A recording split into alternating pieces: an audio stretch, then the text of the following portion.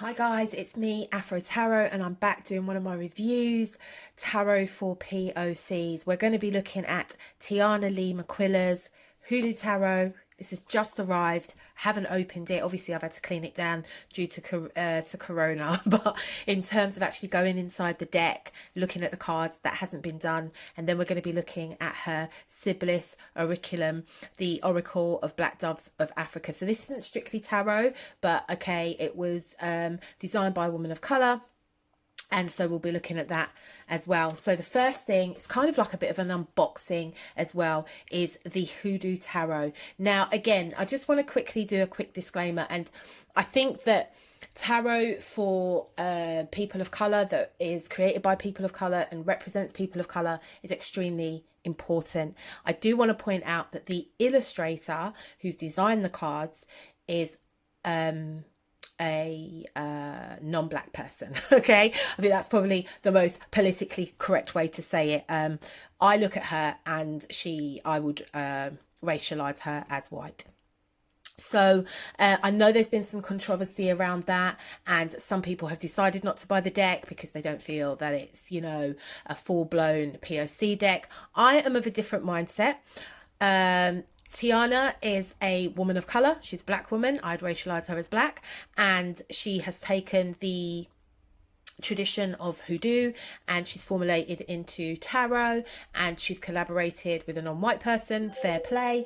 But I don't get I need to boycott this deck. There are other decks out there that are created solely by non-black people that black people still buy. Okay, and I'm just going to leave that there. So I'm not going to totally have nothing to do with this, and we'll talk about it a little bit more. But anyway, I just wanted to put that disclaimer out there. I personally like decks that represent people of color, whoever it's created by. I'm not going to get into the mechanics of the traditions and the intimacies of it. What I am saying is that we recognize where hoodoo originates from. We recognize who brought this tradition to the Americas and around the world. People in the diaspora practice it in different forms, okay, whether it's obeah, whether it's hoodoo in America and obeah in Jamaica. We know where these traditions have originated from, and lots of people want to get involved in them in this time. So for a mainstream deck, I think it's brilliant. And I think I've done some work also about some of these sort of tradition decks, and I think I might need to update it and include a few more, because there is also the Orisha deck as well, which is a completely different story. So okay, so it comes in quite a nice sort of box, one of those slidey outy boxy things like this. And we have, excuse my nails, I took my nail varnish off. Oh, we have quite a nice thick book. So it's got some endorsements, and this book is dedicated to her grandmother. And then we have the table of contents. So we'll have a look at that in some detail a bit later. And these are the cards. I don't know if I'm going to keep the box because I'm really short on space, but it is quite a nice box actually. Yeah, it's cool. Okay, so, oh, child. I really do like the back, off the back. I really do like the back. It reminds me of the skeleton key. So, okay, let's have a look. Oh, people. Huh? I might need to, oh no. See, I really wanted to do a proper unboxing. Okay. Let's have a look. Oh, cardstock is good. Cardstock is good.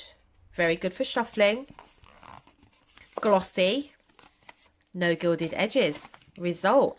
So let's have a quick flick through. So we have the Freeman, which I would assume is the Fool. Black Herman. Miss Ida. Big Queen. John Horse. Bishop C. Mason. Courting. Railroad Bill. Strength is still the same. Dr. Grant. Aunt Caroline. Dr. Buzzard. Gullah Jack. Ancestors. Father Sims. Mrs. Robinson. I'm not even going to say which one is which. I'm just literally going through them. The big house, the grandchildren, Pa, Big Mama. Oh, I love that. I'm sorry. Big Mama. Oh, I love that. Them Bones, the garden, the Mother of Sticks. So, oh, we're going into the pips now. So these are all the majors. I really do like them. Okay, so Them Bones is the front cover of the book.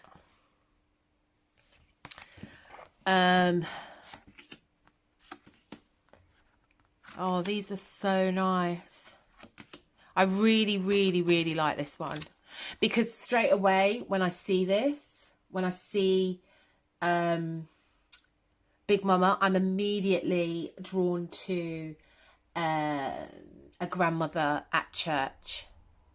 I love the fact that there's the key there as well. Ooh. Okay. So these are quite nice. The grandchildren.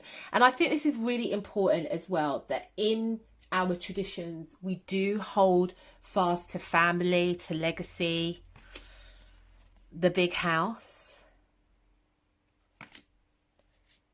Got some hair on me. Mrs. Robinson, Father Sims, the ancestors. I'm not keen on this. I'm not oops, sorry. I'm not keen on this imagery. I'm not really keen on this. I don't like it. Gullah Jack. Dr. Buzzard. So we've been through these. But as you can see, they got a real nice, it does, this feels very skeleton key. If you haven't seen the skeleton key, do go and have a watch. So, okay, we're moving on to the pips. I'm assuming that this is the wands, the Mother of Sticks, the Father of Sticks, the Daughter of Sticks, the Son of Sticks, Mother of Baskets, Father of Baskets, Daughter of Baskets. I'm wondering if this is Cups. Son of Baskets. Yeah, this is Cups. Mother of Knives, Father of Knives, Daughter of Knives. This is Swords, Son of Knives, Mother of Coins, Father of Coins. This looks a little bit like one of the cards that I have in my, I think it's Tarot of the Moors. Very similar imagery. Daughter of Coins. I love this. Again, this could be like any sort of black family home. Oh, I love it.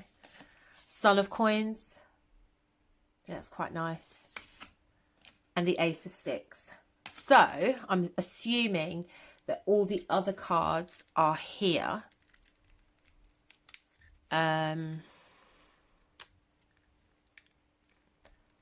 Don't want to damage the deck at all. Okay. So far, so good. I am getting that skeleton feel from it. Okay, pop that there.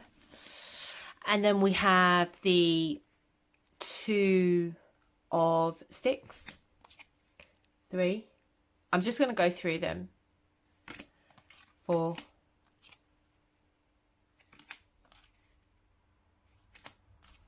Oh, the 7. Oh, I like that. I like that.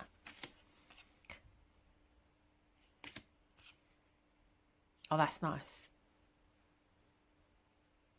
I love that imagery. So I'm looking at the artwork and I'm like, some of it looks a bit like photographs, some of it looks like drawings, some of it a bit collagey, like this one, if you can see. It almost looks like a photograph, but then it looks a bit collaged. Then it looks a bit like it's been painted. Whereas this one is more kind of like painting. I really hope you can see it. It's in focus. It's more painty. Okay. Oh, I love. Look at her hair with the bantus. With the little bantu nuts. Oh, this is cool. Love this. Really love this. 4 of baskets. I definitely connect with it. In terms of the imagery, definitely connecting with it. And it's got this kind of greyish kind of feel. That's beautiful. That's like a spiritual bath. 7 of baskets. Love that.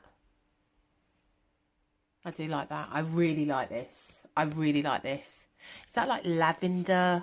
Yeah, it's like lavender and stuff in kind of like a bath. Beautiful. 8 of baskets. 9 of baskets. Sorry. 10 of baskets. I love that. Family celebrations. I mean, why are they carrying the jars though?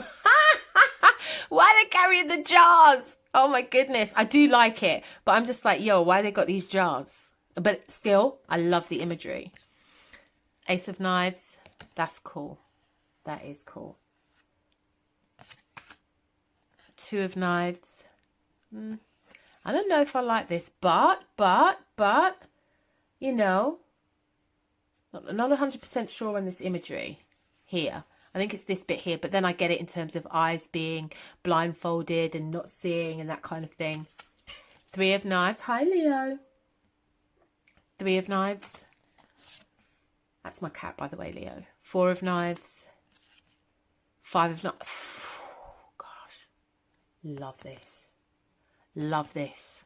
I love the imagery. I love it. Ah, look at the coin. Oh, no, this is deep. This is deep. I love this. You know Hoodoo? I love this. I almost want to feel like cat got your tongue. That kind of thing. Ooh, yeah, love it. 6 of Knives. 7. 8 of Knives. 9 of Knives. 10. I don't know if you can see that. You have to kind of like look really close at that little image there. It's not 100% clear. It's very faint what's going on there. Ace of Coins.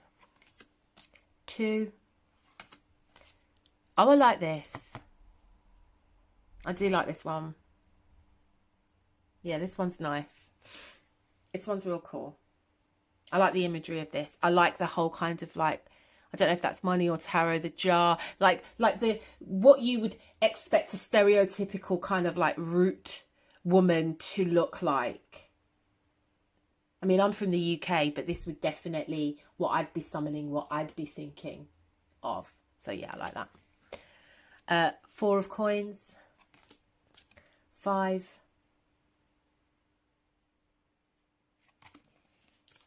6. 7. 8. 9. Again, love it. Absolutely love it. And then the 10. Beautiful imagery. Absolutely amazing. Absolutely amazing. I like it. I like it. See how it shuffles. I like it. I do like the deck. I'm not going to lie. I like it. I think, you know, and I think I had it on pre-order for about,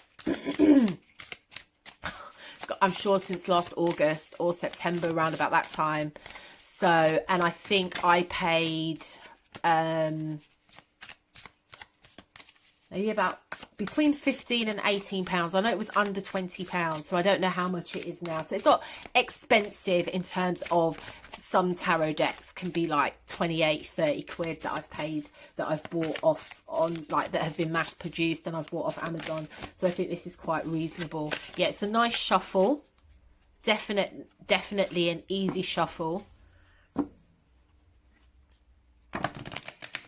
Oh, beautiful. Beautiful. Beautiful shuffling. Good card stock as well. I don't think you can go wrong with this deck. I'm so thankful it doesn't have gilded edges. I'm not a fan of gilded edges, people. Oh yeah, it's a beautiful shuffle. It's really good. A really, really good shuffle, this. Oops. So I think I'm going to have fun with this. And again, the representation in it is just amazing. I mean, you know, look at that. The representation. And this is what we want to see. We want to see more of this in decks, okay?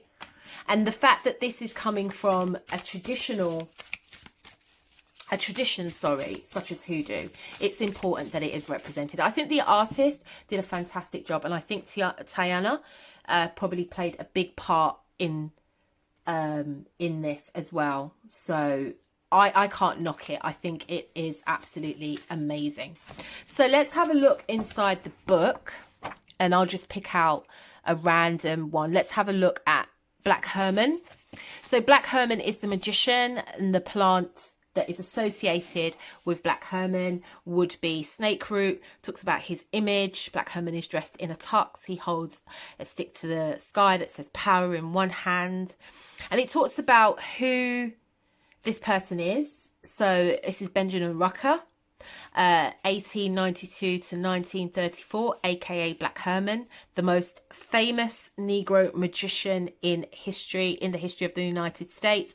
And he adopted the name Black Herman to pay homage to two fellow magicians that he admired, Prince Herman and Alonzo Herman. Black Herman's characteristic and personality, illusions and rejections after being buried alive made him a national sensation. So that's a quick little bit that it gives you, and then you get the meaning of when it comes up in a reading, so it gives you some exposition on that. And then it asks, oh, this is really good, this is a bit coachy. You then have some questions to ask. So if you receive Black Herman in a reading, consider the following. If you fail to plan, you plan to fail. Do you really believe it's possible that you can make it happen? Are your talents and skills being put to good use? So there's some real good questions there for you to really ponder. And I think this would also improve, say, how you see the magician in other decks as well. The community. So, oh, wait. Okay, I think I saw this online. So the major arcanas are considered the elders of the deck, and then the minor arcana, or the pips, they are considered the community of the deck. So I think that's quite awesome as well.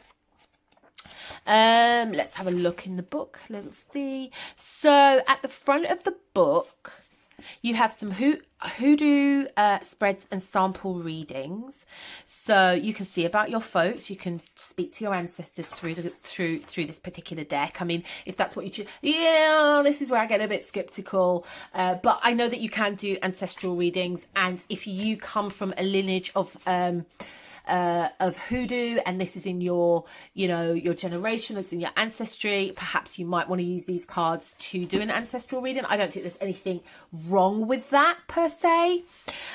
So it might fit really well for you if that's what you want to do.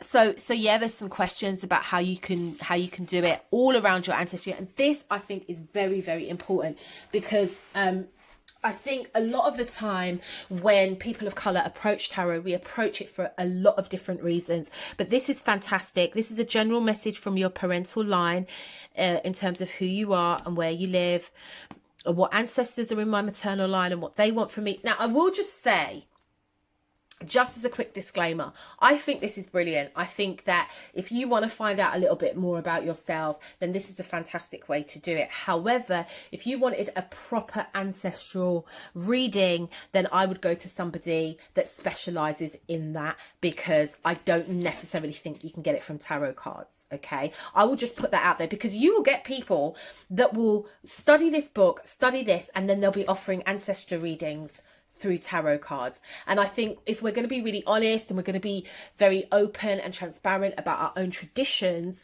then we know where we need to go and get these readings from. We need to get them from priests in particular traditions that deal with this. God rest her soul, but there was Jasmina, who was the ancestral witch. She was fantastic when it came to doing ancestral readings and stuff like that. And that was her tradition. That was her thing.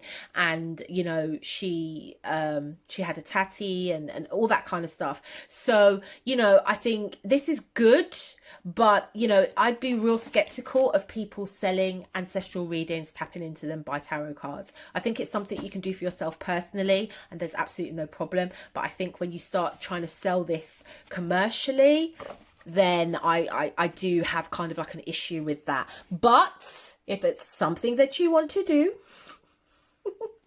that's entirely up to you. There are clear sort of questions and stuff that you can ponder on. And I think this would be really good for journaling. If you were doing some ancestor work and you were venerating your ancestors and you wanted to keep a journal of dreams and readings, then I think this is fantastic. This is fantastic for it. Don't put that thing on me. Catch a trick spread. Oh, okay. So this is if you think you've been tricked, hexed, cursed, or jinxed. Yeah, okay. I would be very skeptical about all of this. The reason why I say this is because I think there are proper routes to find this out. And again, you're going to get some unscrupulous people who are going to probably study this deck and use this deck as a means to say that you have been. And we know that this is real. This is open for exploitation and stuff like that. Okay, so I'm just going to gloss over this completely. The right doc spread, I'm not going to stay with them because I will probably say too much. So, okay. So that's quite interesting. There's Bible plants, Bible quotes. And she gives a little bit of insight into that, insight into the negative cards. She talks about the forms of divination traditionally used in hoodoo. So she does give it a little insight, the origin of hoodoo. I'm not going to, again, spend a lot of time because this can get very political. We do know that it originated from enslaved Africans, and that's all we need to say on that. Talks about what is hoodoo. Okay, yeah, so yeah, I quite like it. I think it is absolutely fantastic. I would have liked to have seen maybe a little bit about what the plants could be used for in terms of hoodoo. That would have been quite interesting. But again, I suppose you can do your own research, but that would have been really cool. That would have been really cool. Like, what can you use marigold for? And how can you incorporate it with this card? I think that would have been quite cool as well to have in there. So yeah. And then there's a little bit about the author. And there is a little bit about the illustrator. And thus we have the Hoodoo Tarot. So for me, I like it. I do like it. I think the representation is it. Would I use it as a traditional hoodoo deck? Probably not. I'd probably read it the way, I'd probably take things out of it, but I probably wouldn't use it like this. Okay, and that's just because I see tarot as tarot. I don't necessarily, it's a lovely shuffle. I see tarot as tarot. I don't see tarot as an indigenous divination tool to tap into ancestors and to tap into, if you've got any sort of like spiritual thing. I kind of see tarot more as a personal development tool and a sort of modern day divination tool, as opposed to divination as we know it in our traditions. So that would be my only word of caution with the deck. But in terms of the deck itself, if you are a non-black person and you're watching this and you want to step out and get this deck, then by all means it will give you a little bit of insight into the tradition, but it won't make you a grandmaster in the tradition. And again, I don't actually believe that this is a deck in which you can sort of start giving readings on whether or not people have been hexed, cursed or jinxed. I think we need to leave that to the actual practitioners and the root workers. And so that's the bit that I'd be a little bit sort of skeptical about. But other than that, I think the representation in the deck is amazing. I think the artwork in the deck is amazing. I love the back. It reminds it of the skeleton key. It's very skeleton key-ish. That's what I will say. And if you haven't seen the film, then definitely go and check that out. So that's the Hoodoo Tarot.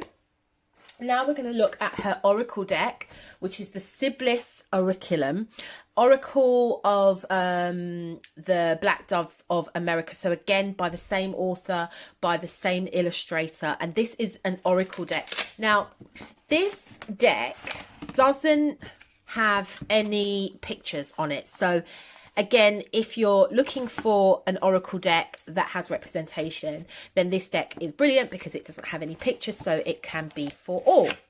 So this deck comes in this quite nice box. Comes with an awesome book, and as you can see, I've got loads of notes in it and stuff like that because I do think it's brilliant.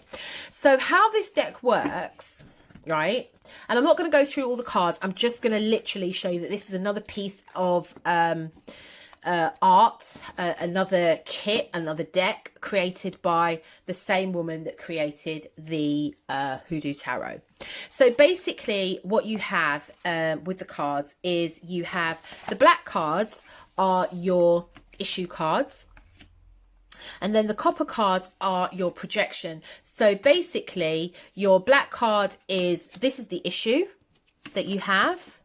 Okay. The copper card, sorry, is this one, is the projection that you have. And then you have a blue card, which is the call card. And this is the action. Okay. And then we have the red card. So I think the blue card is the internal action and the red card is the external action, or it might be the other way around. So again, it comes with an amazing deck, an amazing book, sorry, that's very, very, very well researched, very detailed. And you also sort of get quite a lot of work to do. So in terms of reflection, so again, another deck that you probably need a journal with. I found with this deck that you'll go in asking one question and it will just come out telling you something completely different about yourself that you were like, hey, that was very much in my subconscious. I didn't know about that. Thank you very much for exposing me to myself and calling me out like that. I think it gets to the crux of the matter very, very well. And as I said, it's so in depth, like there's so much examples that it gives you. It's not, I don't necessarily offer readings with this deck. I have done in the past, but it's a completely different system. It's a completely, I'll just go through some of the cards. It's a completely different system. A lot of it, there's a lot of Latin in it and stuff like that. So, for instance, one of your issues could be about accumulation. It could be a rhythm. It could be vibrations, oppositions, gratitude, transformation, limitations, death, unity, wisdom, and mysteries. Okay. You could be projecting doubt, justice, mirror, reflection, pride, confusion, variance, rage, lust, complexity, purpose and contentment. And then you're called to take action around nurturing, abandonment, transcendence, abandonment, aggression, speed, gradual progress, defense, purity, stillness and play. So that's your external. And then your internal, disguise, it could be, you could be called to take action internally in terms of disguise, initiative, prioritizing, detachment, analysis, synthesis, submission, optimism, strategy, questioning, desire and measurement. Now I could have got the call, that one goes in there. I could have got the call cards the two red cards the wrong way around, but I definitely know that one is internal and one is external action that you're required to take. So this particular Oracle deck is much more about personal development. It's much more about tapping into your sort of conscious, subconscious mind, that kind of thing. So it's really about it's great for shadow working, and I have done quite a bit of work personally when it's come to shadow working. It is fantastic. Tayannah is, if I remember correctly, she has I'll have to look at it on the back of the box. So yeah, she's a tarot reader herself. So she's a reader herself. She's a researcher of religions, esoterica and mysticism. And she's the author of several books, including Root Work, The Folk Magic of Black America, and the Divination Deck, the Sibyl Oraculum. And the artist Caitlin Fossey is an artist, circle leader, tarot consultant, and she's been featured in the New York Times and Elle magazine. Her work has appeared in exhibits throughout the United States and the UK. I think she also makes short films, and she's the illustrator of this deck as well. So both of them are quite acclaimed. I follow Tayannah, and I'm really hoping that I pronounced her name correctly, on Facebook. I think some of the stuff that she puts out in terms of religion and stuff, and this is very Latin-y, you know. And if you know anything about the Sibley, and I hope I'm pronouncing that right as well, is they were considered, I have a book actually about them. They were considered to be prophetesses. They were dark-skinned women. I can't even remember what the name of the book is, but I definitely have it. I will try and look for it, and I'll put it in the description box. So this is very much around that kind of esoteric African mysticism, and you really get that in this deck. You really do. But as I said, it's not a traditional oracle deck. It doesn't have any representation in it, but it is definitely rooted in a sort of Afrocentric philosophy and teachings. So it's really worth checking it out if you're interested in something like that. But it's not your traditional oracle deck. It's read very differently. It's a completely different system. So I say all of that to say that if you are interested in adding these two decks to your collection, your arsenal of tarot, you will not be disappointed. They are both, I personally think they're both amazing. I really do like the Hoodoo Tarot in terms of representation. I do have some reservations about it in terms of, the ancestral readings and the readings around whether or not you've been jinxed, hexed or cursed, only because I think that these can be up to exploitation. I don't have any issue that the illustrator was or is racialized as white. I don't have a problem with that because the decks themselves have been created by a woman of color, and also the representation in the decks is very Afrocentric, and so it's not coming from a Eurocentric place, it's coming from an Afrocentric place, and it's following old traditions. So yeah, I hope you enjoyed that review. Thanks for watching them. Thanks for sending me messages and stuff like that, guys. I really do appreciate it. It's nice to keep on going, and people are generally excited when they see me do a review. So yeah, wonderful. If you celebrate Easter, happy Easter, and remember to stay safe.